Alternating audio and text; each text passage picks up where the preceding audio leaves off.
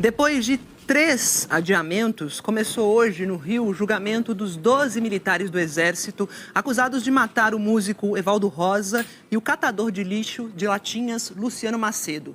Em abril de 2019, os militares dispararam 257 vezes contra o carro do músico. A gente vai direto ao Rio de Janeiro falar sobre essa história tenebrosa que a gente ficou muito chocado naquela época e que só vai a julgamento agora, com a Lívia Torres, que está no prédio da Justiça Militar. Oi, Lívia, boa tarde. Oi, Maju, boa tarde para você, boa tarde para todo mundo. Exatamente, esse julgamento acontece aqui na zona norte do Rio e foi retomado agora há pouco, às 1h15 da tarde. Esse julgamento que começou às 9h15 da manhã, foi até às 11h50 e houve um intervalo de praticamente 1 hora, foi quando esse julgamento foi retomado. Nesse momento fala agora uma testemunha de acusação. Perdão, um assistente de acusação. Nós conversamos ainda há pouco com a viúva, desse músico, o Evaldo dos Santos. Ela falou com a gente que está muito ansiosa por esse julgamento, principalmente para que esse martelo seja batido e que ela acredita que a justiça seja feita. A gente lembra que esse caso aconteceu no dia 7 de abril do ano de 2019, portanto, quase 2 anos e meio que esse caso aconteceu e está sendo julgado só agora. Durante as alegações finais desse primeiro momento do julgamento, a promotora, que falou por quase 2 horas, ela criticou, no caso, a versão dos militares que disseram ter agido em autodefesa. Vamos ver, então, quem acompanhou tudo isso hoje cedo foi o repórter Gabriel Barreira. Vamos acompanhar agora na reportagem. Olha só. A viúva do músico Evaldo Rosa esperou 2 anos e meio por esse dia. O julgamento dos 12 militares que atiraram contra o carro onde ela estava com o marido em 2019. Quando ficou frente a frente com os acusados na sala de audiência, não aguentou. E deixou o local enquanto a promotoria do Ministério Público Militar lia a denúncia contra os réus. Os militares dispararam 257 tiros de fuzil e de pistola. 62 atingiram o carro e, por sorte, não mataram os outros 4 passageiros. Dentro estava o músico Evaldo dirigindo. No banco do carona, o sogro dele, Sérgio, que também foi atingido. No banco de trás, Luciana, mulher de Evaldo, o filho deles de 7 anos e uma amiga do casal. A família estava na estrada do Camboatá, em Guadalupe, zona norte do Rio, perto da Avenida Brasil, uma das mais movimentadas da cidade, a caminho de um chá de bebê. O catador de latinhas Luciano Macedo estava passando por ali quando ouviu os tiros e correu para socorrer as vítimas. Acabou baleado e morreu dias depois no hospital. São 12 os réus pelas mortes do músico Evaldo Rosa e do catador de latinhas Luciano Macedo. Além do duplo homicídio, eles respondem por tentativa de homicídio do sogro de Evaldo, que também foi atingido pelos disparos, e por omissão de socorro. Em momento nenhum eles tentaram me ajudar. No meu desespero, as pessoas ali perto, eu gritando para eles que meu esposo era trabalhador, que eles tinham acabado com uma família, eles com a arma em punho, tinha um deles, assim, com ar de deboche, aqui quem manda sou eu, aqui é a autoridade, vocês estão errados, vocês atiraram, argumentando lá o que eles quiseram naquele momento. O julgamento é feito pelo Conselho Especial de Justiça, pela juíza federal Mariana Aquino e 4 juízes militares. A audiência já foi desmarcada 3 vezes a pedido da defesa. 2 por causa da pandemia e a última porque o advogado de defesa alegou um problema nas cordas vocais. Todos os réus respondem em liberdade por decisão do plenário do Superior Tribunal Militar. A versão dos acusados é de que um carro branco como o de Evaldo tinha sido roubado. Eles teriam atirado contra a família do músico porque confundiram com o carro dos criminosos. O Ministério Público Militar pede a condenação de 8 dos réus e a absolvição de 4, que dizem não ter atirado. Ao pedir a punição dos militares, a promotora Nagila Nassif disse aos juízes que quem está no banco dos réus são os militares e não o Exército Brasileiro. Além da viúva do músico que passou mal na sessão, como vocês viram na reportagem, as famílias, tanto do catador quanto do músico, ficaram muito emocionadas em vários momentos dessa sessão, principalmente no momento em que transmitiram um vídeo da hora em que esses disparos foram feitos no dia 7 de abril do ano de 2019. Portanto, esse julgamento foi retomado ainda há pouco, às 1h15 da tarde, e agora, nesse momento, quem vai falar? Assistente de acusação fala durante 50 minutos, depois dele vem a defesa, defesa, que terá 3 horas para falar nesse julgamento. E a previsão é que um conselho de juízes faça o julgamento até que ele seja concluído. E a previsão é que esse julgamento termine ainda hoje. Maju, volto com você. Obrigada, Lívia. O músico estava indo encontrar a vida, né? Chá de bebê encontrou a morte. Obrigada. Olha, um vereador de Duque de Caxias, na Baixada Fluminense, foi assassinado. É o 3º vereador assassinado na cidade em pouco mais de 6 meses. Hoje, a vítima foi o Alexandro Silva Faria, que era conhecido como Sandro do Sindicato, do Partido Solidariedade. Danilo Vieira está aqui com a gente, conosco no telão, e tem as informações. Danilo, boa tarde. Maju, boa tarde para você, boa tarde a todos que estão com a gente aqui no JH. É isso, o vereador foi morto hoje de manhã a tiros de fuzil. Os investigadores da Polícia Civil passaram a manhã inteira na cena do crime, fazendo perícia e recolhendo vestígios do crime. Tinha cápsulas de fuzil no chão e várias marcas de tiro na parede de uma das casas ali da região. O vereador estava sozinho, dirigindo uma van quando foi morto. Alexandro Silva Faria, o Sandro do sindicato, tinha 41 anos, era do Solidariedade e estava no seu primeiro mandato. Como você disse, é o 3º vereador morto aqui em Duque de Caxias esse ano. Em setembro, o vereador Joaquim José Quinzé Santos, o Quinzé, também foi assassinado a tiros. Ele tinha 66 anos, era ex-policial militar. Em março, o vereador Danilo Francisco da Silva, o Danilo do Mercado, e o filho dele, Gabriel da Silva, de 25 anos, foram encontrados mortos na Praça Jardim Primavera. Quem assumiu no lugar do vereador foi a vereadora Fernandinha Costa, filha do traficante Fernandinho Beramar. Bom, o presidente da Câmara de Vereadores divulgou ainda há pouco uma nota de pesar, disse que os vereadores estão muito preocupados e vão se reunir agora à tarde para cobrar mais providências das autoridades. Eu volto com você, Maju. 3º vereador assassinado, né, Danilo? Em pouco mais de 6 meses aí na Baixada. Obrigada pelas informações. Salvador. Em Salvador, 6 pessoas morreram e 12 ficaram feridas depois de terem sido baleadas. Isso aconteceu durante uma festa de rua que começou ontem à noite e terminou hoje de madrugada. Vou chamar a Camila Marinho, que conta pra gente se já se sabe a motivação disso, se alguém foi preso. Camila, boa tarde. Oi, Maju, boa tarde para você, uma excelente tarde a todos. Até agora, ninguém foi preso e a polícia ainda tenta entender a motivação deste crime. Agora há pouco teve uma coletiva na Polícia Civil para dar detalhes deste caso. São 2 as linhas de investigação. Uma das hipóteses é de que os tiros foram disparados depois de uma briga entre 2 facções rivais.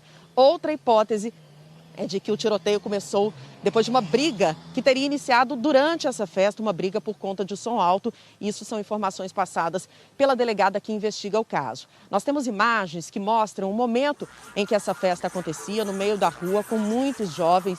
Uma festa no bairro do Uruguai, que fica na Cidade Baixa, aqui em Salvador, e uma festa do tipo paredão, que são aquelas caixas de som bem altas e dentro de carros. O tiroteio começou por volta da meia-noite. Moradores registraram imagens momentos após o ataque, momentos em que as pessoas feridas eram socorridas por quem estava na festa e minutos depois, já com a presença da polícia no bairro. O que se sabe até agora é que 18 pessoas foram baleadas, 6 tiveram a morte confirmada, entre elas um adolescente de 16 anos. Eu falo ao vivo aqui da frente do Hospital Geral do Estado, para onde vieram 5 dos 18 baleados. 2 acabaram morrendo pouco tempo depois. As outras pessoas feridas foram encaminhadas para outras unidades de saúde, não tiveram o estado de saúde divulgado e, por enquanto, são essas as informações. O policiamento segue reforçado no bairro do Uruguai, inclusive com a presença da Rondesp, que é o batalhão especial da Polícia Militar. Maju. Valeu, Camila. E um levantamento do Instituto Sou da Paz mostra que 44% dos homicídios cometidos aqui no Brasil, que foram cometidos em 2018, foram esclarecidos. O número é maior do que na pesquisa do ano anterior, quando 32% dos homicídios foram esclarecidos, mas ainda é muito baixo, viu, em comparação com outros países. Daqui a pouco, o Tribunal do Júri de São Paulo começa a julgar um caso que assustou os paulistanos. O réu é o policial militar Adriano Fernandes de Campos, sargento que nas horas de folga trabalhava como segurança. A vítima foi Guilherme da Silva Guedes, de 15 anos, visto pela última vez em 14 de junho de 2020, na porta da casa onde morava com a avó. Na época, imagens de uma câmera de segurança mostraram que ele foi sequestrado por 2 homens. Segundo a investigação, o que apareceu com uma arma na mão era o sargento Adriano. E o outro é um ex-PM preso em maio deste ano. O adolescente foi encontrado morto na cidade vizinha, Diadema, com 2 tiros. Este caso foi solucionado em uma semana, mas nem toda a investigação tem essa agilidade. O Instituto Sou da Paz pediu a todos os estados informação sobre homicídios cometidos em 2018 e solucionados até 2019. 16 estados e o Distrito Federal responderam. Entre eles, a média de assassinatos esclarecidos foi de apenas 44%. As informações sobre os homicídios foram dadas pelo Ministério Público e pelos tribunais de justiça estaduais. Pelos critérios do estudo, as polícias precisam chegar à autoria ou indicar um suspeito para cada crime. No Brasil, o índice de solução dos assassinatos ainda é um dos menores do mundo.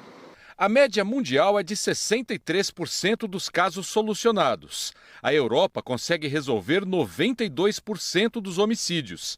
A Ásia, 72%. A Oceania, 74%, enquanto que nas Américas a taxa é de apenas 43%. No Brasil a gente tem um problema ainda suplementar, que acho que é a dimensão do racismo nesse problema, né? A maior parte das vítimas de homicídios são negras, pobres, periféricas. Isso é uma questão também que a gente conhece há muito tempo. Porque cada homicídio desse que não é esclarecido, a gente está falando de uma família, de pessoas que perderam um ente querido por uma situação brutal e que aqui não se foi dado justiça a essas famílias. No Brasil, a realidade muda bastante de estado para estado. Entre os com menores índices de esclarecimento estão o Paraná, com 12%, o Rio de Janeiro, 14%, seguidos pela Bahia, Piauí e Paraíba. 8 estados aparecem na faixa média de solução de casos, que vai de 33% a 65%. E apenas 4 estados resolveram mais de 66% dos assassinatos. Santa Catarina, com 83%, e Mato Grosso do Sul, com 89%, tem as melhores investigações de homicídios. O gerente institucional do Sou da Paz chama a atenção para outro dado. No Brasil, país com o maior número de homicídios no mundo, e com uma das maiores populações carcerárias, mais de 720 mil presos, apenas 10% respondem a processo ou foram condenados por assassinato. A gente vê que claramente nessa dimensão punitiva do Estado, o Estado não tem privilegiado aquele que é o crime mais grave, o crime contra a vida. E esse tipo de informação auxilia o direcionamento de recursos para se buscar esse objetivo. Sobre o caso que a gente mostrou no começo da reportagem, a defesa do Adriano Fernandes, que vai ser julgado hoje em São Paulo, diz que vai tentar convencer os jurados sobre a inocência do sargento da PM. O governo do estado do Paraná, estado com menor índice de homicídios solucionados, disse que não tem como afirmar se os números do Sou da Paz estão corretos ou não, porque somente em 2019 a Polícia Civil do estado instituiu controle efetivo de soluções de homicídio. Disse ainda que o índice de assassinatos resolvidos chegou a 60% no ano passado. O governo do Rio de Janeiro, o estado com o segundo pior resultado, disse que a pesquisa do Sou da Paz traz dados antigos e que já existem estudos atuais com dados melhores em relação ao tema e que a atual gestão está conseguindo reduzir os índices de violência no estado com investimentos. E os números de acidentes graves e de mortes nas estradas brasileiras durante o feriado de 12 de outubro caíram em relação à mesma data do ano passado. Lembrando que em 2020, este mesmo feriadão foi de 3 dias. Mas a Polícia Rodoviária ainda registrou muitos casos de motoristas dirigindo de forma perigosa e colocando a vida de quem respeita as leis de trânsito em risco. O sentimento de quem tem carro pequeno e precisa cruzar a BR-153, uma das mais extensas rodovias do país, é o mesmo. O medo é de morrer, né? Em Goiás, é preciso sair da pista para não bater em caminhões que seguem em alta velocidade e na contramão. Caminhão desse aí não tem como a gente encarar ele, né? Então tem que sair da frente. O medo é terrível, o medo é grande. São motoristas que colocam em risco a vida dos outros e até da própria família. Na BR-060, em Rio Verde, o bebê de 3 meses e a irmãzinha de 6 anos estavam sem cadeirinha e sem assento de elevação. E não foram poucos os que ignoraram as leis de trânsito. Em todo o país, quase 6.500 motoristas fizeram ultrapassagens proibidas. Mais de 5.000 não usavam o cinto de segurança. 980 dirigiam bêbados pelas BRs. Se tiver dado acima de 0,34 é considerado crime, tá bom? 0,74. Mesmo com todas essas infrações cometidas nas rodovias federais do Brasil, o balanço da PRF nesse feriado de Nossa Senhora Aparecida traz números positivos. Caíram os acidentes graves. Houve diminuição na quantidade de pessoas feridas. E existe ainda um outro dado também importante: a redução no número de mortos. 4% em relação ao mesmo feriado do ano passado. Números que, apesar de melhores na comparação com o 12 de outubro de 2020, ainda retratam as tragédias que ocorrem nas estradas brasileiras. Felizmente, nós temos uma maioria de motoristas que atendem aos nossos apelos, às nossas dicas, e temos uma minoria que teima em desrespeitar a legislação. O problema é que essa minoria coloca em risco a maioria que está respeitando todos os procedimentos para fazer uma boa viagem. O Brasil deve atingir hoje a marca de 100 milhões de imunizados com 2 doses ou com a dose única, vacina de dose única contra a Covid. Um número que poderia ter sido atingido antes, segundo especialistas. O percentual de cerca de 47% da população com o esquema vacinal completo ainda está distante dos países com as campanhas de imunização mais avançadas. 92 cidades do estado do Rio recebem hoje mais 308 mil doses da vacina Pfizer para a segunda aplicação do esquema vacinal, segundo a Secretaria de Saúde. Os postos da capital voltaram a vacinar depois de terem interrompido a aplicação no feriado. Muito orgulho, muita satisfação em voltar a casa a tomar essa vacina. E, gente, vacina sim, respeitar os cuidados, porque ainda não acabou. O Brasil está chegando a 100 milhões de pessoas já vacinadas com a segunda dose ou dose única. O número representa cerca de 47% da população. Para especialistas, o ritmo da vacinação contra a Covid-19 até agora foi menor do que a capacidade que o país tem para vacinar. Alguns motivos, como a demora na compra de vacinas, dificultaram o processo de imunização. Alguns fatores contribuíram para isso, O primeiro deles foi termos dificuldade de comprar vacina no início, todo o conflito entre a autorização para o uso da Coronavac, a não compra da vacina da Pfizer, foram elementos que atrasaram o nosso ritmo de vacinação. E segundo, questões logísticas, a distribuição das vacinas não seguiu um ritmo regular, o que fez com que muitas vezes tivéssemos falta de algumas vacinas em alguns estados e municípios. No mínimo, eu penso que quase 2 meses de atraso, vamos dizer assim, nessa meta. No ranking de população já vacinada com a segunda dose ou dose única nos países do G20, o Brasil aparece em 15º lugar. Os primeiros são Canadá e China, com mais de 70% das pessoas vacinadas. A nossa vizinha Argentina está 2 posições na frente do Brasil, com 52%. A Organização Mundial da Saúde divulgou na quinta-feira passada que a meta é vacinar 40% da população do mundo até o fim do ano. Um percentual que o Brasil já superou, mas especialistas alertam para o perigo de flexibilizar as medidas restritivas quando há circulação de pessoas entre países, estados e municípios. Não adianta uma cidade estar super imunizada se o entorno dela não está, porque as pessoas vão circular e o vírus vai continuar circulando. A mesma coisa no mundo. Não adianta um país estar com a imunização super avançada se os países vizinhos não estão, porque as pessoas vão circular. É um mundo globalizado, só vai conseguir realmente conter essa circulação quando a vacinação for unificada. O número de novos casos, o número de hospitalizações, o número de óbitos, esses números é que vão nos direcionar para terminar com as medidas de restrição. E sobre o ritmo da campanha e a demora na compra de vacinas, a gente pediu uma posição ao Ministério da Saúde que ainda não se manifestou.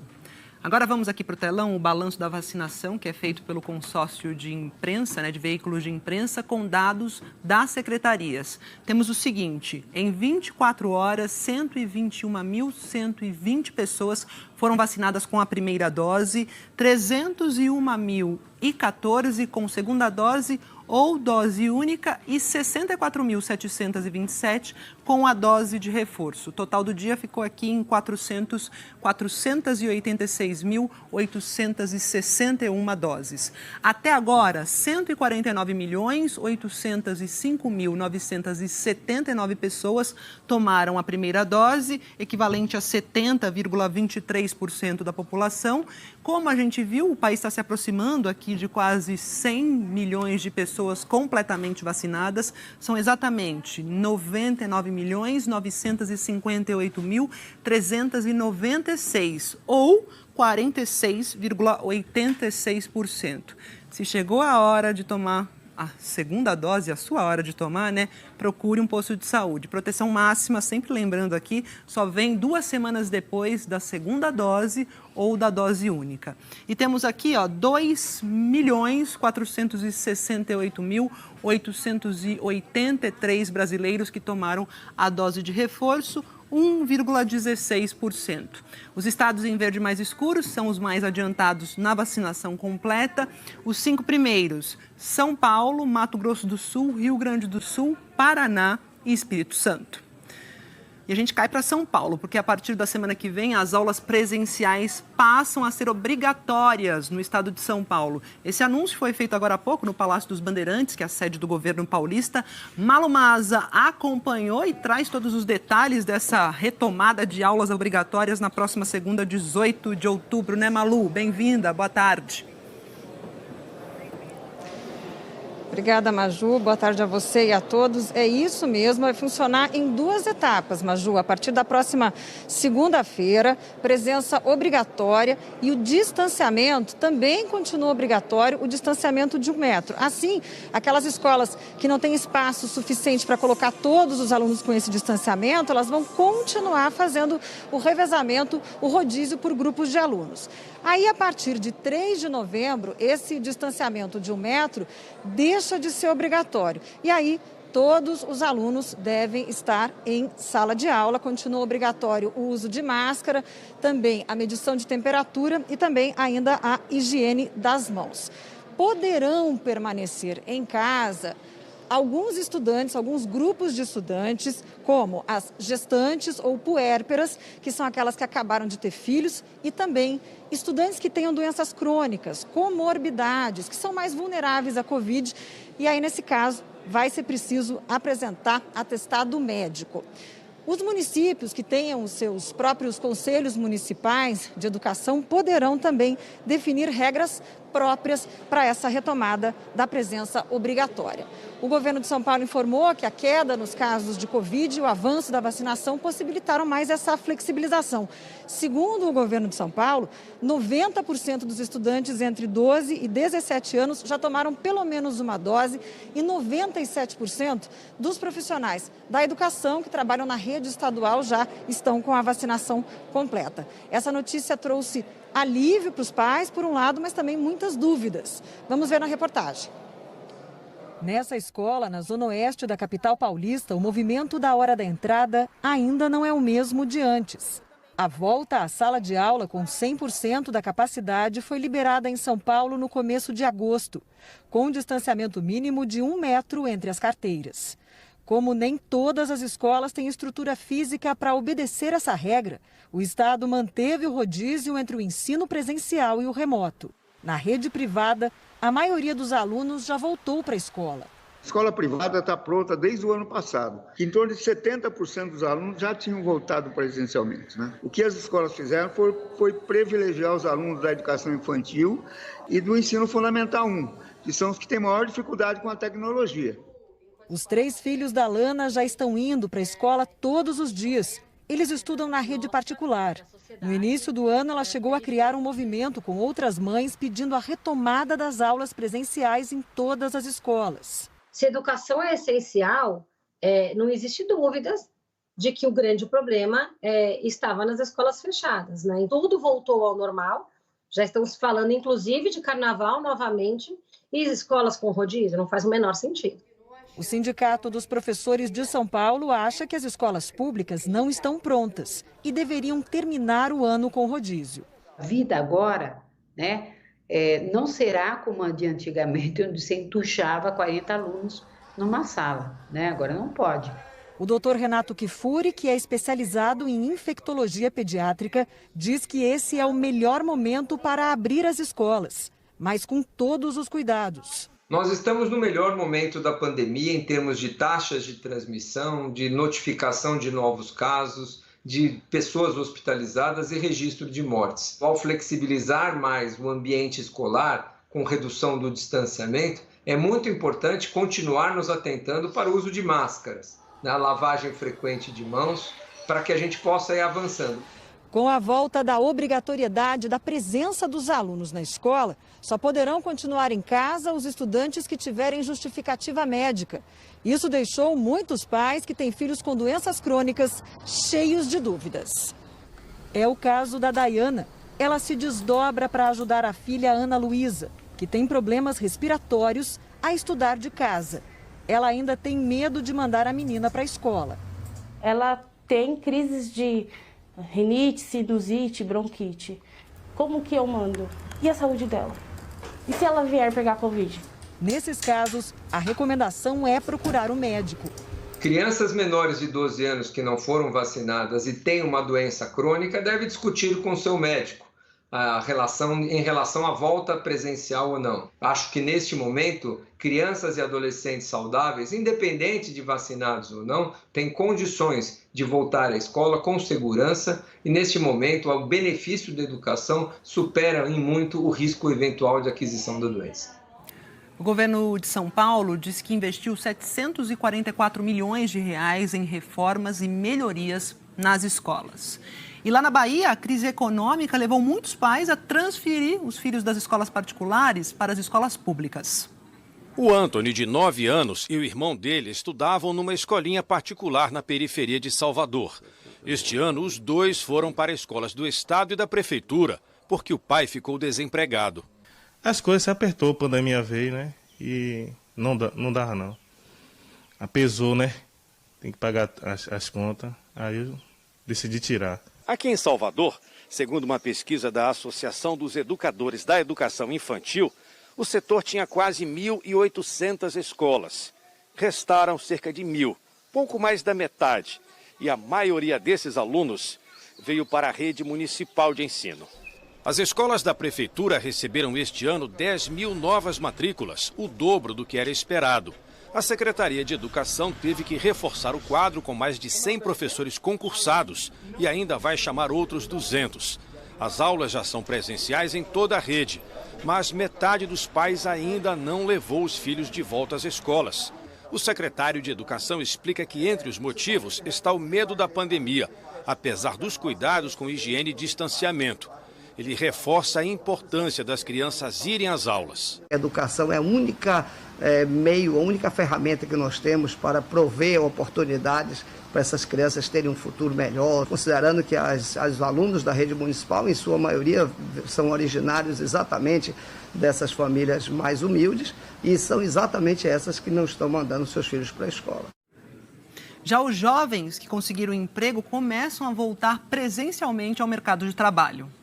Mariana está trabalhando de casa desde que a pandemia começou. Espera ansiosa ser chamada para voltar ao escritório. Fica afetado também a questão do conhecimento, porque às vezes eu tenho dificuldade em alguma área e como eu não estou vendo outras pessoas fazendo a tarefa, aí eu fico com bastante dúvida. Boa parte dos adolescentes e jovens que trabalham no Brasil já saiu do home office, 52%. Este é o maior índice desde o início da pandemia. Voltaram para as empresas, principalmente os que têm renda familiar mais baixa.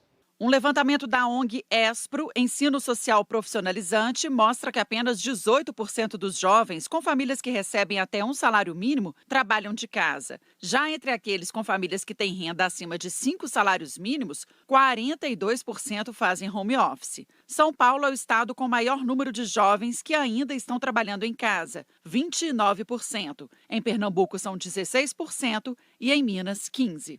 76% deles tiveram diminuição de renda familiar ou pessoal. A diminuição da renda familiar torna esses jovens arrimo de família.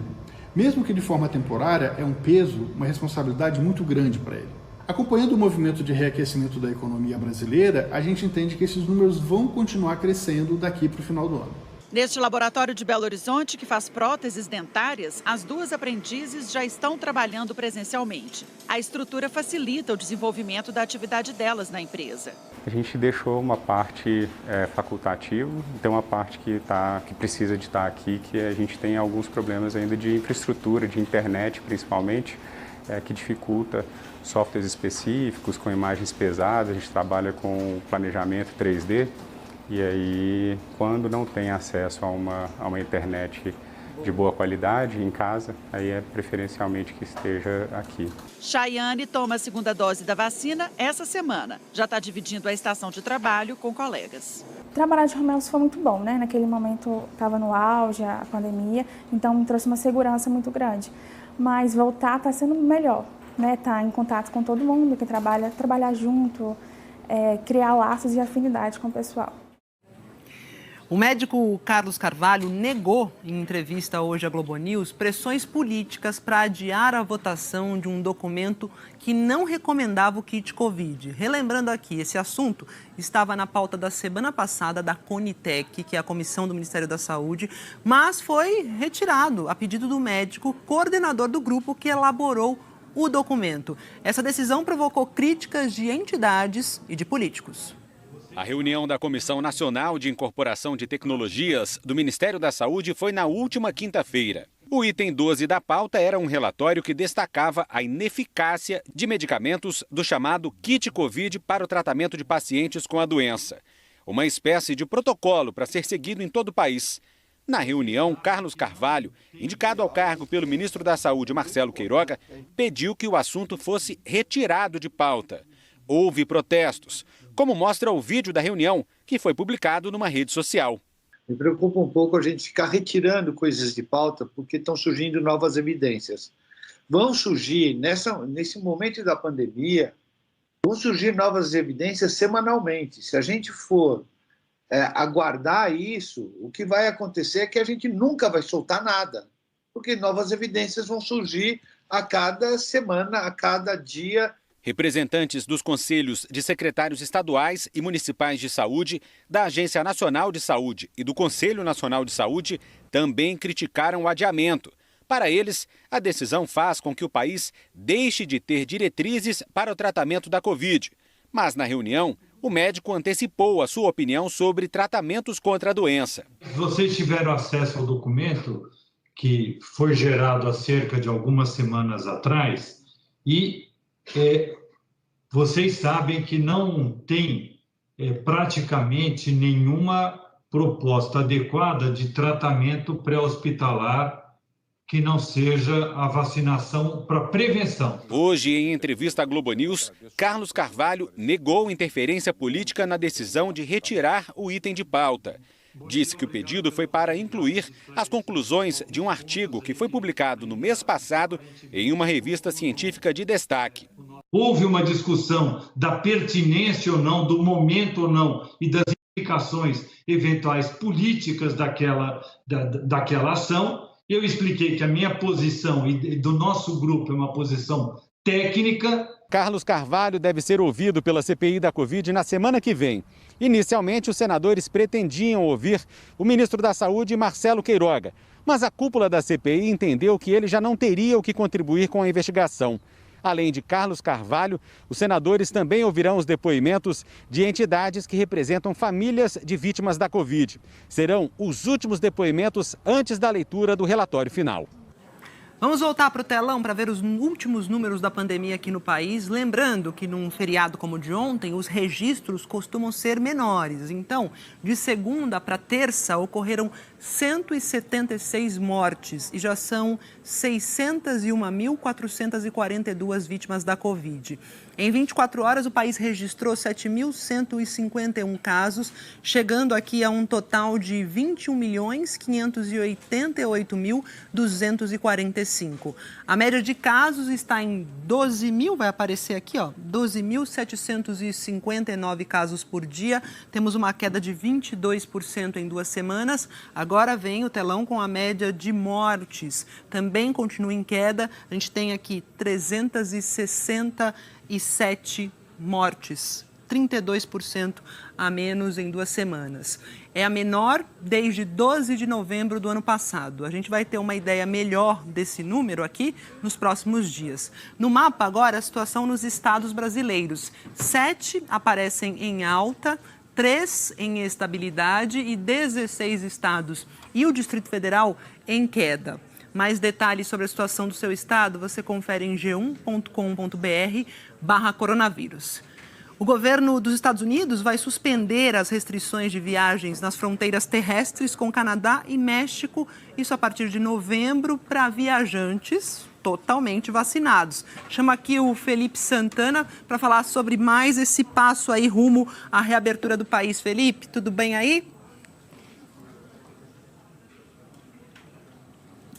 Acho que o Felipe não está me ouvindo, então daqui a pouco a gente fala com o Felipe Santana, vamos organizar aqui a casa, seguir o Jornal Hoje e daqui a pouco a gente continua com o Felipe Santana. Vamos ver qual é o próximo assunto por aqui que a gente vai tocar. Deixa eu só pegar a orientação aqui para saber como a gente continua.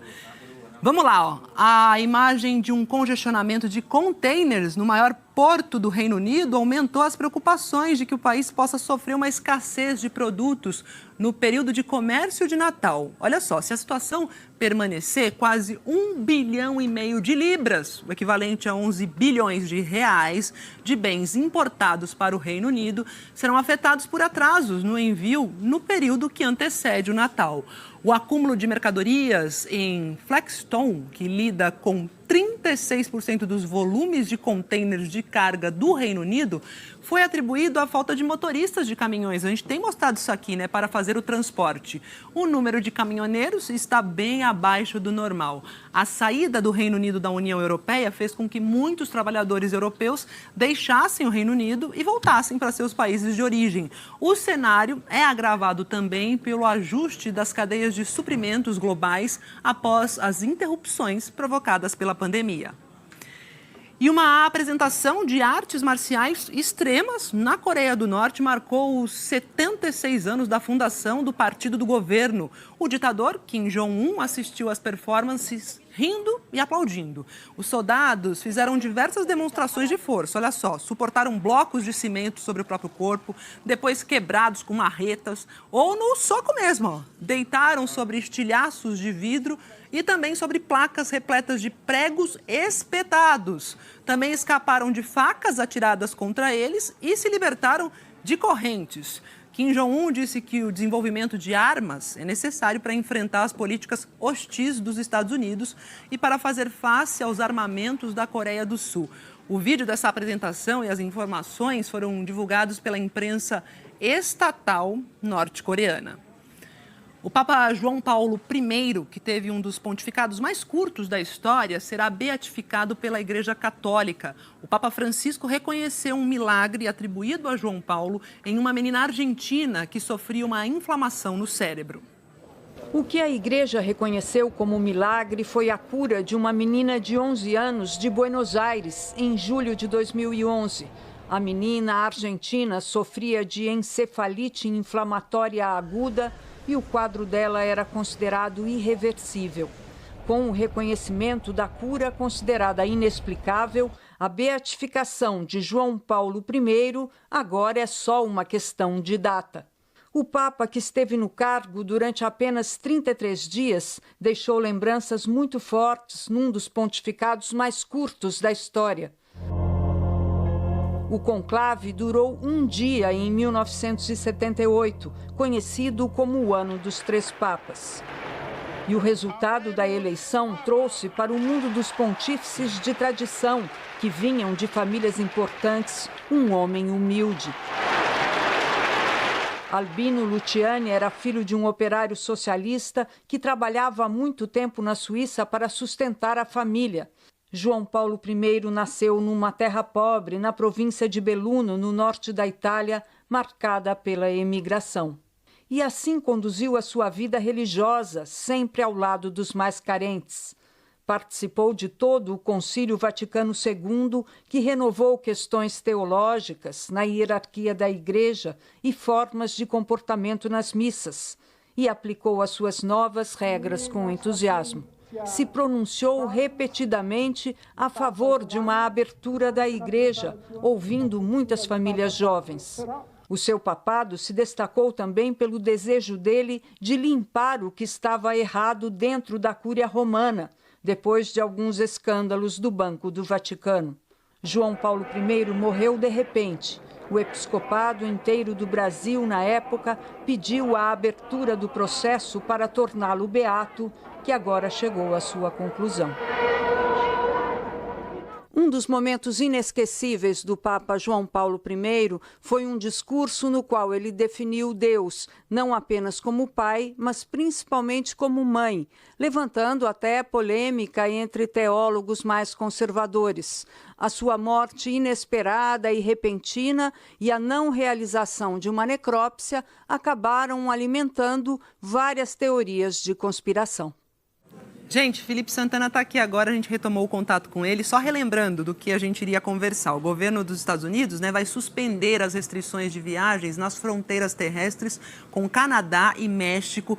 Isso deve acontecer a partir de novembro e para viajantes que tomaram a vacina, ou seja, que estejam totalmente vacinados, na verdade. Felipe, então vamos falar sobre esse passinho aí a mais na reabertura do país. Boa tarde. Oi, Maju, boa tarde para você, boa tarde a todos. Desculpa por a gente ter perdido o contato anteriormente, mas eu diria que isso é o começo de uma nova era, né? Depois de 19 meses de restrições de viagens, os Estados Unidos vão voltar a receber turistas, desde, claro, que a pessoa esteja vacinada. Mês passado, o governo Joe Biden anunciou que aceitaria, a partir do começo de novembro, vacinados que chegassem aqui de avião. Isso derrubou aquela restrição que havia para quem viesse do Brasil. E agora anunciou que caiu a última restrição que ainda havia, que era para quem estivesse atravessando por estrada ou barco nas fronteiras do México e do Canadá. Isso vai permitir que turistas entrem de novo nessas regiões. Há também muitas famílias separadas na fronteira. Por exemplo, a cidade onde ficam as Cataratas do Niágara, super famosas, ela é dividida entre Canadá e Estados Unidos. Tem famílias que vivem dos dois lados. Quem estiver entrando por terra vai ter que apresentar o comprovante de vacinação, vale qualquer vacina aprovada pela Organização Mundial da Saúde. Todas as vacinas aplicadas no Brasil são aprovadas pela OMS. Quem estiver chegando por ar vai ter que apresentar, além do comprovante de vacinação, um teste negativo de Covid-PCR feito nas últimas 72 horas. O governo disse que marcou essa reabertura das fronteiras terrestres, que anunciou hoje, para o começo de novembro, exatamente para coincidir com a reabertura aérea, mas ainda não há uma data definida. As fronteiras terrestres estavam abertas apenas para viagens essenciais, como, por exemplo, as feitas pelos motoristas de caminhão. A partir de janeiro, mesmo esses trabalhadores essenciais vão ter que apresentar comprovante de vacinação. Ajuda a estimular a vacina, né, Maju? Porque apesar de haver abundância de imunizante por aqui, apenas 56% dos americanos estão totalmente imunizados. Pois é, tem o núcleo dos que não querem saber de vacina por aí. Eu falei passinho a mais, eu me corrijo aqui, é um passão, né? Como você disse, é uma nova era. Obrigada, Felipe. Até mais. Olha, ainda hoje o turismo espacial, aos 90 anos do ator William Shatner, o eterno Capitão Kirk de Jornada nas Estrelas. E a seguir, uma audiência pública na Câmara dos Deputados debate o corte milionário no orçamento para pesquisas aqui no Brasil. A Agência Internacional de Energia alerta para a necessidade de investimentos em energias renováveis. E tem a previsão do tempo para todo o país com a volta da Eliana Marques. Até já!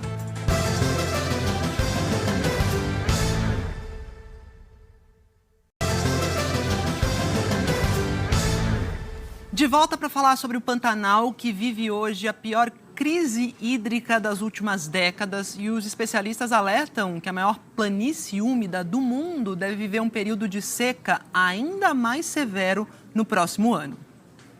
Luiz Vicente faz parte da terceira geração da família Campos que vive no Pantanal. Muita planta que eu já pus aqui nativa, né? Que eu planto muita nativa. Muita coisa que eu plantei morreu árvore. Isso daqui é um rio. Essa vegetação aqui é semiaquática. E você vê, parece que você está na Caatinga. Então, onde que estão os seres que viviam aqui? Além dos incêndios que atingiram o Pantanal em 2020 e neste ano nos estados de Mato Grosso e Mato Grosso do Sul, o bioma vive hoje a pior crise hídrica das últimas décadas. A gente costuma dizer que o Pantanal é um bioma que precisa do ciclo das águas de cheia e seca. Quando os rios transbordam, a água dos corichos e lagoas é renovada. Mas como isso não aconteceu esse ano porque não teve cheia, a seca severa interfere diretamente na qualidade da água, como nós estamos vendo aqui, né, Ilvânia? A última análise escolhida, que a gente fala de um resultado bem fresco do ponto de vista da ciência, ela deu alteração com coliformes e com toda a condição inadequada, ou seja, essa água ela está absolutamente imprópria para a vida animal. Em 3 décadas, o Pantanal perdeu quase 1/3 de água e campos alagados, segundo o estudo da ONG Mapa e Biomas. E nos últimos 3 anos, a situação se agravou porque não choveu o suficiente. Muitos animais estão morrendo de sede e de fome. Para amenizar os impactos, prefeituras e empresas privadas estão cedendo caminhões-pipa para levar água para as lagoas e corichos, numa ação coordenada pelo IBAMA. Esta pesquisadora da Universidade do Estado de Mato Grosso diz que ações emergenciais amenizam os impactos, mas não resolvem o problema, que tende a se agravar ainda mais. Por isso, é preciso pensar em adaptações práticas, como a perfuração de poços artesianos mais profundos. Mas ela alerta, as ações precisam ser planejadas e executadas, unindo forças entre o público e o privado. Somente uma governança em rede nós podemos fazer enfrentamento à emergência climática que assola o Pantanal Mato-Grossense. Quando todos trabalhamos juntos, numa rede de cooperação, nós podemos fazer o enfrentamento e as adaptações necessárias para superação às mudanças climáticas.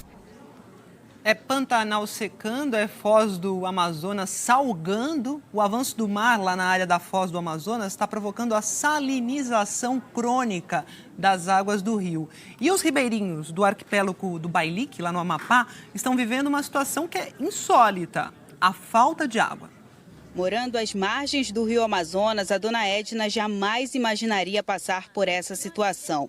Ela e seus vizinhos do arquipélago do Bailique, uma pequena comunidade a 12 horas de barco de Macapá, não tem água para usar no dia a dia. Eu tenho uma boa idade, mas eu pego no garapé a minha água. E está salgada a água aqui, meu senhor. Não presta nem para te beber.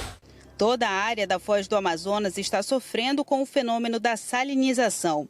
Essas fotos de satélite mostram que há anos a água doce do rio predominava, mas o Oceano Atlântico avançou tanto que a água que era doce agora está salgada. Isso, de certa forma, traz uma dificuldade imensa, não só na questão da alimentação, mas também da higiene pessoal.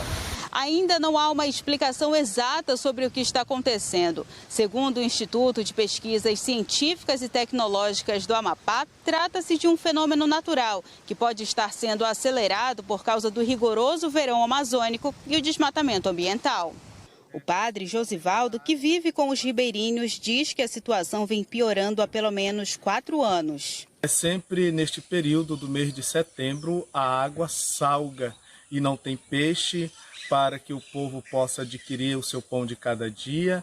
Também a safra do açaí diminui neste período e a dificuldade aumenta das famílias. Para esse especialista, a salinização está sendo agravada pela erosão das margens do rio. O rio Amazonas, esse contato com o mar, ele procura sempre a estabilização, um ponto de equilíbrio. Enquanto isso, evidentemente, algumas regiões vão sendo mais erodidas, outras também vai ter mais o avanço da água do mar. Então, é um processo natural. Evidentemente, ao longo dos anos, a população vem crescendo, né? Vem aumentando também a retirada da mata ciliar, e isso também ajuda a com que esses processos sejam mais intensos nessa região. A Prefeitura de Macapá anunciou hoje o envio de uma embarcação com 90 mil litros de água mineral até o fim desta semana. Enquanto a ajuda extra não chega, muita gente tem ido de barco buscar água potável no estado vizinho, o Pará. A água do rio só serve para tomar banho e lavar roupa. Para tomar só água potável, que vem de Macapá. Essa luta do Oceano Atlântico e o Rio Amazonas, o Amazonas vem perdendo, né? O Oceano Atlântico está ganhando, a cada momento ele está avançando mais, né? O que a gente prevê é que no futuro talvez até o arquipélago desapareça. E no futuro, o mundo precisa triplicar os investimentos em energias renováveis até o fim dessa década, futuro próximo, né? Para poder conter as mudanças climáticas. Esse alerta veio no relatório que foi divulgado hoje pela Agência Internacional de Energia, que é uma organização intergovernamental que é ligada à OCDE, que é aquela organização para cooperação e desenvolvimento econômico. Então a gente vai até a Suíça conversar com a nossa correspondente, a Bianca Rottier, para saber o que mais que revelou esse relatório importante. Bianca, boa tarde. Boa tarde para você, Maju. Boa tarde a todos. O relatório mostrou que estamos bem longe, viu, da meta de zerar as emissões de gases que provocam o efeito estufa até o meio do século. Mesmo se todos os líderes cumprirem as promessas feitas até agora, as emissões de carbono devem cair apenas 20% até 2030 e só 40% até 2050. A Agência Internacional de Energia ressaltou que a diferença entre os planos atuais e a mudança necessária para neutralizar as emissões é gritante. Triplicar os investimentos, como você adiantou, Maju, significa que são necessários 4 trilhões de dólares até o fim desta década. No ano passado, os combustíveis fósseis representaram quase 80% da oferta mundial de energia e as energias renováveis apenas 12%. E para atingir as metas do Acordo de Paris, a proporção precisa ser quase inversa. Num cenário em que nas últimas semanas os preços de petróleo e de gás natural atingiram níveis recordes, o apelo por mais investimentos em energias limpas, como solar, eólica e hídrica, faz ainda mais sentido. E num planeta em que eventos climáticos extremos estão se tornando mais e mais frequentes, a Organização Meteorológica Mundial e o Escritório das Nações Unidas para a Redução do Risco de Desastres anunciaram hoje em Genebra, aqui na Suíça, a criação de um centro de excelência. O secretário-geral da OMM, Peter Italas, explicou que vai ser um espaço de informações que poderá ajudar governantes com orientações mais precisas sobre como e onde investir para prevenir tragédias. É isso, Bianca. Aqui no Brasil também tem pressão para isso, para prevenir tragédias, para evitar problemas. Mais de 300 organizações dos setores empresarial, financeiro, do agronegócio e da sociedade civil entregaram hoje ao Palácio do Planalto e a 6 ministérios um documento com alertas ao governo brasileiro para a COP26, que é a reunião do clima que vai começar no fim do mês na Escócia. A Coalizão Brasil, Clima, Florestas e Agricultura afirma que o Brasil precisa ampliar as metas nacionais de redução de emissão de gases de efeito estufa até 2050. A meta do governo é reduzir essa emissão em 43% até 2030. A comunidade científica recomenda uma redução de 50% nesse período. O grupo destaca a importância de o Brasil assumir compromissos ambientais para atrair investimentos estrangeiros. A estimativa é de que a transição para uma economia sustentável possa injetar no Brasil 2 trilhões e 800 bilhões de reais até 2030. Nós questionamos o Ministério do Meio Ambiente se as metas que serão levadas à conferência vão ser revistas, mas não tivemos resposta. Na Câmara dos Deputados, hoje, durante uma audiência pública, os parlamentares cobraram o Ministério da Ciência, o ministro da Ciência, Tecnologia e Inovações, que é o Marcos Pontes, sobre o corte de mais de 600 milhões de reais para pesquisas científicas aqui no país. A audiência da Comissão de Educação da Câmara começou pouco depois das 9 da manhã. No mês passado, o Ministério da Economia pediu uma autorização do Congresso para destinar ainda este ano uma verba extra de 690 milhões de reais ao Ministério da Ciência, Tecnologia e Inovações.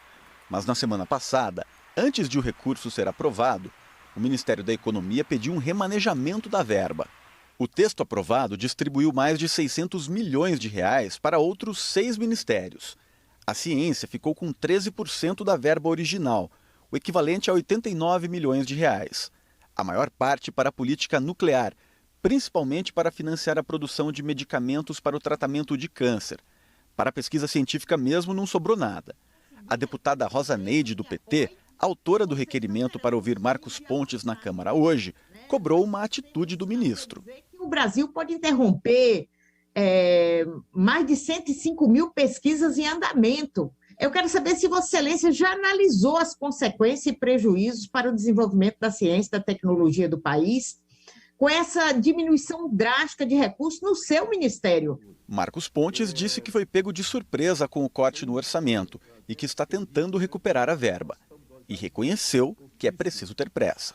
Enviei ofício para o ministro Paulo Guedes, enviei ofício para a Economia, para a GEL, basicamente, para a Economia, para a Casa Civil e para a Secretaria de Governo, sobre a necessidade de recomposição imediata desses recursos que foram passados para os outros ministérios, mesmo porque existe um tempo de execução que eu preciso ter para poder utilizar tanto pelo CNPq quanto pela FINEP. Nós temos todos os sistemas preparados para isso, mas precisa ser urgente isso aí. Assim como eu também já conversei e já falei também, o presidente ficou de me ajudar com isso, com relação à recomposição disso. Deputados afirmaram que o corte pode levar o Brasil a perder pesquisadores. Provavelmente os nossos pesquisadores vão embora daqui. O nosso poder internacional, sob a gestão de Vossa Excelência, vai diminuir. Porque as disputas globais hoje são disputas tecnológicas. As principais entidades científicas do país afirmam que a sobrevivência da ciência, da inovação e pesquisas importantes dependem de verba do Ministério da Ciência e Tecnologia. Em entrevista hoje cedo à Globo News, a vice-presidente da Academia Brasileira de Ciências disse que o Ministério da Economia não poderia fazer esse remanejamento. Esse recurso ia irrigar a ciência com um chamado edital universal, que já está feito. Já foram submetidas propostas, tem mais de 8 mil propostas envolvendo mais de 30 mil doutores. Sem recurso, acaba a ciência. Precisa de dinheiro, né? O Ministério da Economia não quis se manifestar sobre o pedido de verba extra para a ciência.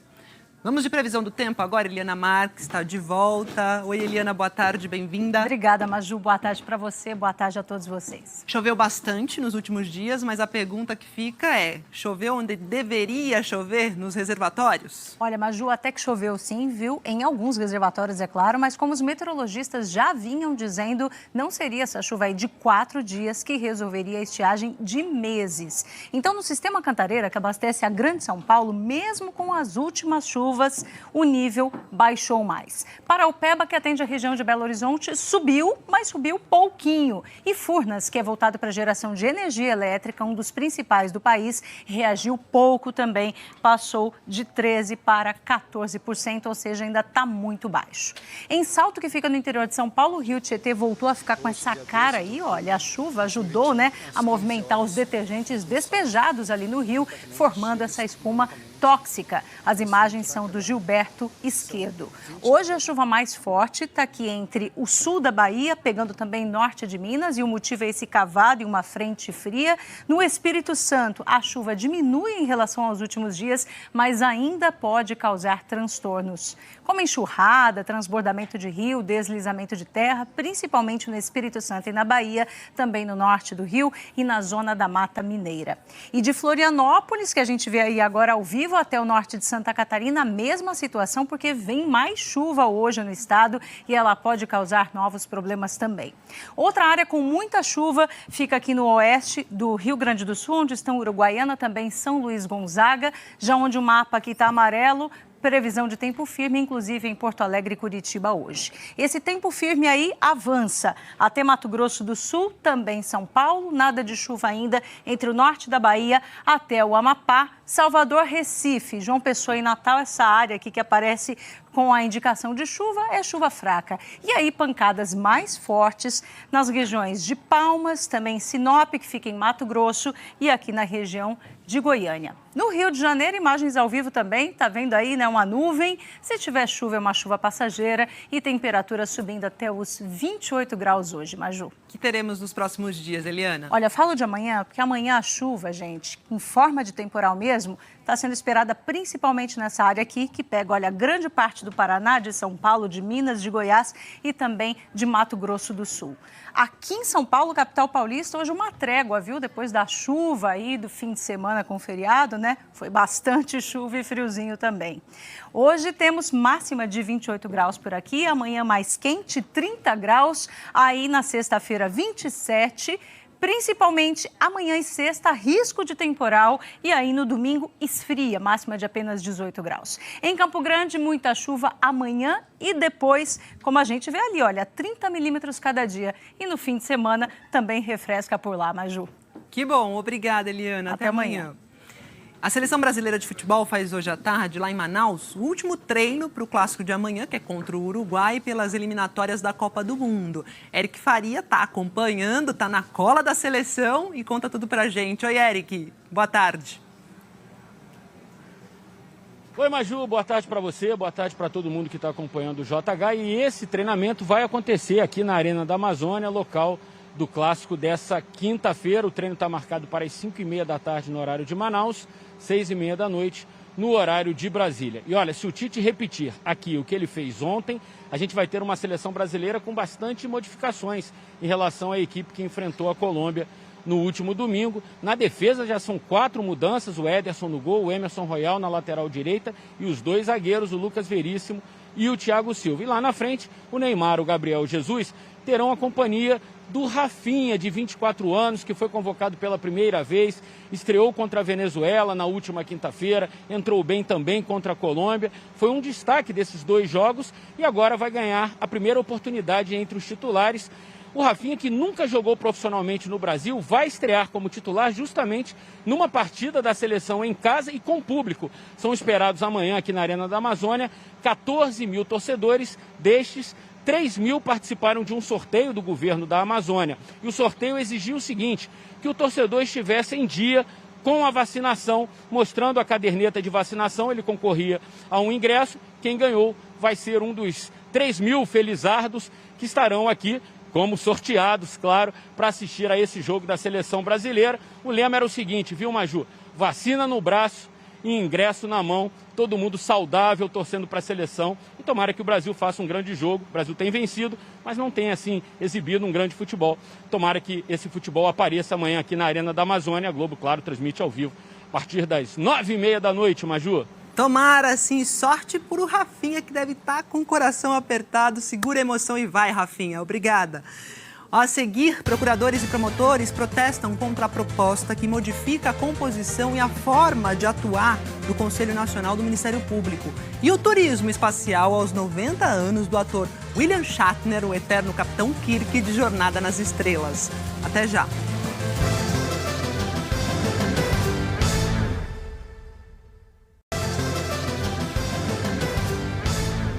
Por causa do preço cada vez mais alto dos alimentos, as doações de cestas básicas para projetos sociais vêm caindo em todo o país. São produtos que fazem toda a diferença para a vida de 20 milhões de brasileiros que declararam já ter passado fome recentemente. A Alessandra está desempregada e depende de doações para alimentar as 3 filhas que cria sozinha. Comida dentro da casa é a melhor coisa que tem, né? Não dá para faltar. Não pode faltar, isso que preocupa. E olhar no mercado e ver o valor que está preocupa muito, muito. A dificuldade vivida pela Alessandra se repete Brasil afora. Dados divulgados no Inquérito Nacional sobre Insegurança Alimentar mostram que em dezembro de 2020, mais da metade dos domicílios brasileiros tinha moradores com falta de acesso regular e permanente a alimentos. 9% desse grupo conviviam com a fome, sendo pior essa condição na área rural. A insegurança alimentar é mais grave em domicílios com rendimento de até 1/4 de salário mínimo per capita. No Norte e no Nordeste, essa situação foi constatada em 25% dos domicílios, contra 10% das famílias das regiões Sul, Sudeste e Centro-Oeste. Já o desemprego agrava em 6 vezes o quadro de restrição alimentar e o trabalho informal em 4 vezes. No caso de famílias chefiadas por mulheres, pessoas autodeclaradas pretas ou pardas e com menor escolaridade, a situação de insegurança alimentar encontrada foi maior do que a média.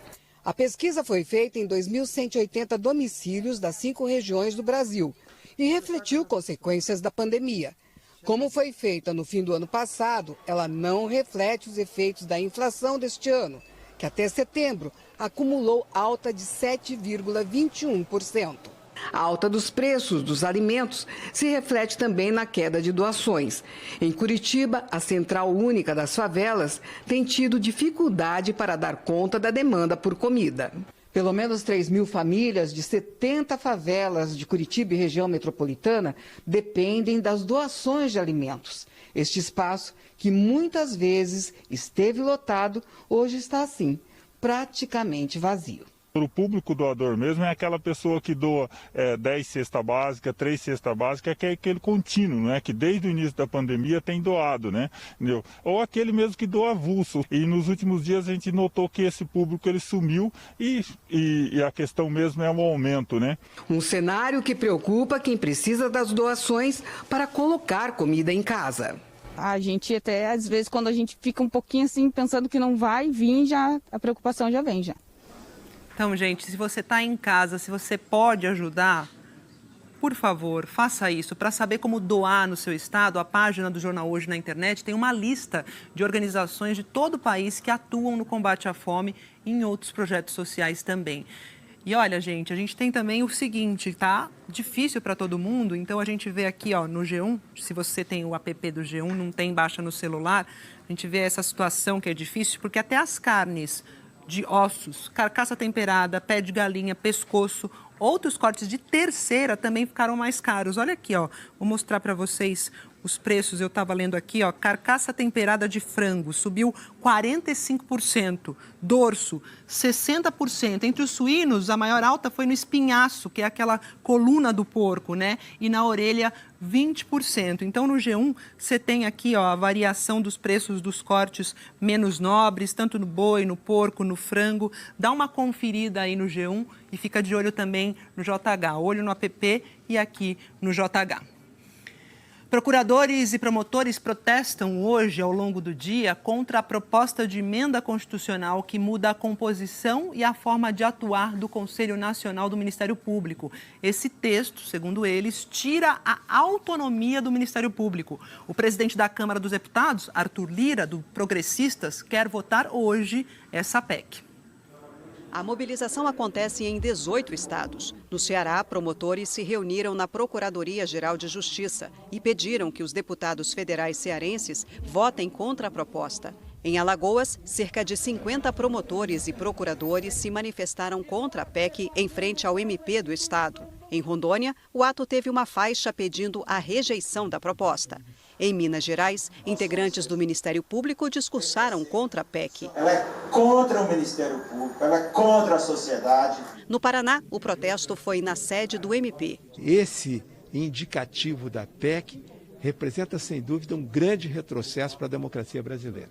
Hoje não havia sessão prevista no plenário da Câmara, mas o presidente da Casa, deputado Arthur Lira, do Progressistas, em acordo com líderes partidários, marcou de última hora sessão para a tarde desta quarta-feira para que a PEC seja analisada.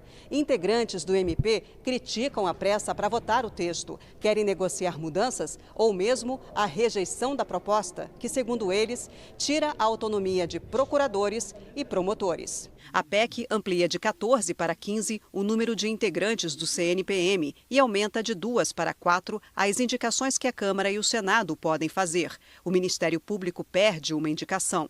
Além disso, o texto dá ao Congresso o poder de escolher o vice-presidente do Conselho, que passaria a acumular a função de corregedor do Ministério Público. Outro ponto criticado é que a PEC dá ao Conselho o poder de rever e mudar decisões de integrantes do MP.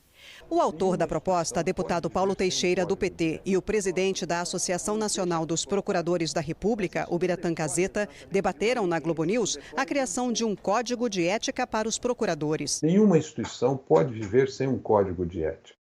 E por que não aprovam? Na minha opinião, porque é uma instituição que às vezes se pensa acima da lei, acima da Constituição. E nenhuma instituição no Estado democrático pode se pensar assim, acima da lei. A questão do Código de Ética, ela não é uma questão que seja adequada para nós, ela não nos deixa confortáveis. Mas isso não decorre exatamente de uma leniência, isso decorre de um conselho que já está com uma pauta abarrotada e que, sim, enfrenta problemas no julgamento dos seus processos. Nós temos problemas no funcionamento do CNMP? Certamente, mas eles estão corrigidos pela proposta? Não. O Conselho Nacional do Ministério Público fez um estudo sobre a atuação da Corregedoria nos processos administrativos disciplinares abertos para investigar a conduta de integrantes do MP. A análise compreende o período de 2005 até março deste ano. O estudo concluiu que nos últimos 16 anos, a cada 1.000 integrantes do Ministério Público, 18 enfrentaram processos administrativos disciplinares e 10 foram punidos. Do total de quase 13 mil membros do Ministério Público, foram punidos 96 profissionais com a pena de suspensão, 72 receberam advertência, 67 censura e 22 foram demitidos ou exonerados do cargo. Hoje, 5 entidades divulgaram nova nota em que pediram que a PEC seja integralmente rejeitada pela Câmara dos Deputados. A Associação Nacional dos Membros do Ministério Público é uma das signatárias. O presidente do CONAMP afirma que não há impunidade e que os números de processos e sanções são muito maiores. Se você for somar de todas as unidades do Ministério Público, você vai ver que esse número é muito maior do que está sendo trabalhado. Trabalhado de uma forma, vamos dizer assim, querendo demonstrar um indicativo de não punição, um indicativo de não eficiência na atuação. Nós acreditamos que a Casa vai ter a acessibilidade correta de verificar que a PEC não traz nenhuma melhoria para o país, não traz nenhuma melhoria para a defesa da sociedade. E essa proposta de emenda constitucional que promove as mudanças no Conselho Nacional do Ministério Público está na pauta da sessão de hoje da Câmara, que começa daqui a pouco, às 15h. A Polícia Civil de Minas Gerais começou a usar um novo aparelho que é capaz de detectar adulterações em bebidas alcoólicas. Esse equipamento vai ser importante para esclarecer mais rapidamente casos como aquele da intoxicação provocada pelas cervejas da marca Baker, que levou à morte de 10 pessoas. O equipamento vai agilizar as investigações da Polícia Civil de Minas Gerais que apuram fraudes em bebidas. Ele requer um tempo mínimo de análise, né? Alguns minutos você já chega num resultado de uma bebida questionada, né? Sem esse equipamento, nós teríamos que fazer cada análise dessa separada e ter equipamentos adequados para cada tipo desse parâmetro. Então isso demoraria dias para você chegar nesse resultado. Com uma pequena quantidade de amostra, apenas 30 ml, os peritos já conseguem identificar de 6 a 8 parâmetros que mostram as alterações. Por meio da análise da carbonatação e da pressão da rolha, o aparelho também permite verificar se a embalagem da bebida está íntegra ou se foi violada. Até então, aqui no Brasil, só a Polícia Civil do Distrito Federal é que tinha a tecnologia para identificar de forma rápida possíveis adulterações em bebidas. Durante a investigação do caso Baker, em que se apurou contaminação em cervejas, peritos mineiros saíram aqui de Belo Horizonte e foram até lá para usar o equipamento. E a análise do material foi fundamental para o trabalho da polícia. Nós podemos garantir que o monoetilenoglicol e o dietilenoglicol, que nós já tínhamos encontrado nas cervejas, realmente saíram da fábrica dentro dos líquidos. Nesse momento a gente tem certeza que o foco da investigação deveria se dar dentro da cervejaria. A conclusão da perícia foi de que as substâncias tóxicas vazaram de um tanque de resfriamento das cervejas. Ao todo, 10 pessoas morreram e várias tiveram problemas nos rins e sequelas como cegueira e paralisia facial por causa da contaminação. A Polícia Civil indiciou 11 pessoas ligadas à cervejaria pelos crimes de lesão corporal, contaminação de produto alimentício e homicídio. O novo equipamento custou cerca de R$1 milhão e foi pago com recursos do Fundo de Defesa do Consumidor do Ministério Público de Minas. A tecnologia analisa bebidas gaseificadas, destiladas e fermentadas e já está sendo usada. Vários laudos periciais já foram emitidos utilizando esse equipamento, inclusive já detectamos várias fraudes em bebidas destiladas, principalmente, né? E a gente vem observando que há um aumento, né, na demanda nesse tipo de crime, né, principalmente gerada a partir da aquisição desse equipamento, que abriu novas portas para análises periciais para a investigação da Polícia Civil de Minas Gerais. Bom, ainda não há uma data marcada para o julgamento das 11 pessoas que foram indiciadas no processo sobre a intoxicação e morte dos consumidores das cervejas da marca Baker. Na época do indiciamento, a empresa divulgou uma nota em que se defende, dizendo que não teve culpa pela entrada da substância tóxica nos tanques da empresa, nem por ter recebido um tanque defeituoso. Aos 90 anos de idade, o ator William Shatner, mais conhecido por ter vivido o Capitão Kirk de Jornada das Estrelas, se tornou hoje a pessoa mais velha do mundo a viajar ao espaço. Então a gente vai para Nova York falar sobre esse assunto com a nossa correspondente, a Sandra Coutinho, que vai contar para a gente, detalhar como é que foi esse bate-volta, né, Sandra, no espaço hoje. Boa tarde, bem-vinda.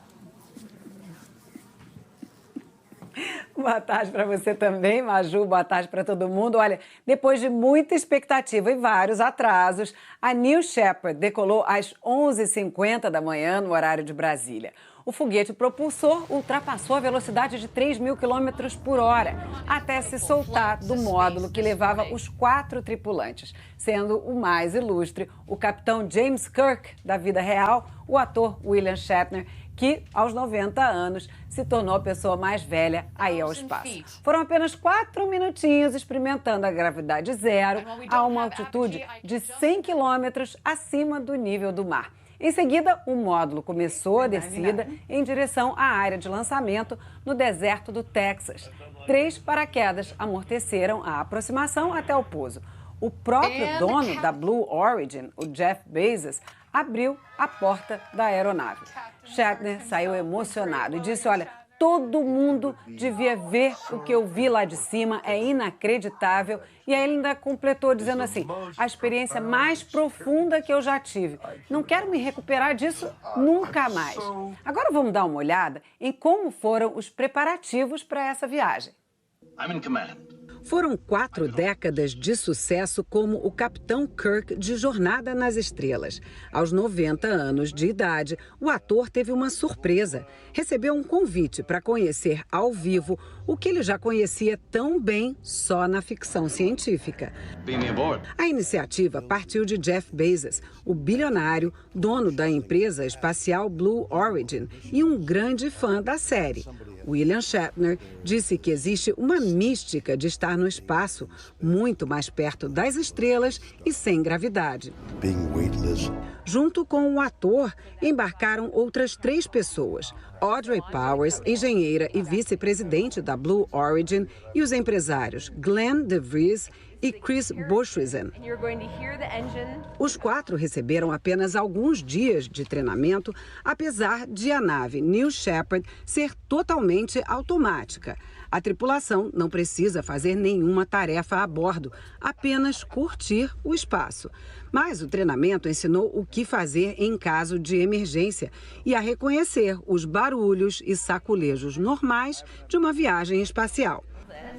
Os 4 também aprenderam a se comportar na gravidade zero e como se segurar para não chutar ninguém. Os 2 empresários pagaram para fazer a viagem, mas Jeff Bezos não revelou o valor do bilhete. O foguete New Shepard tem 18 metros de altura. O nome é uma homenagem a Alan Shepard, o primeiro americano a ir ao espaço em 1961. A cápsula no topo do foguete pode acomodar até 6 pessoas. Ela chegou a cerca de 100 quilômetros acima do nível do mar e voltou para a Terra em cerca de 10 minutos. A tripulação ficou 4 minutos sem gravidade. Este foi o 18º voo da New Shepard e o segundo a levar pessoas para o espaço. Em julho, Jeff Bezos fez parte do primeiro voo tripulado da nave. Outras empresas particulares estão na corrida pelo turismo espacial. No mês passado, a SpaceX, do bilionário Elon Musk, levou 4 passageiros para passar 3 dias na órbita da Terra. E em julho, Richard Branson, outro bilionário, fez uma rápida viagem ao espaço com uma nave construída por sua empresa, a Virgin Galactic. Esse é apenas o início da exploração do turismo no espaço. Com o título de pessoa mais velha a fazer uma viagem espacial, o ator William Shatner disse que é extraordinário fazer parte desse começo. Olha, o preço para embarcar nessa aventura, você viu aí. Essa aventura especial de hoje não foi revelado.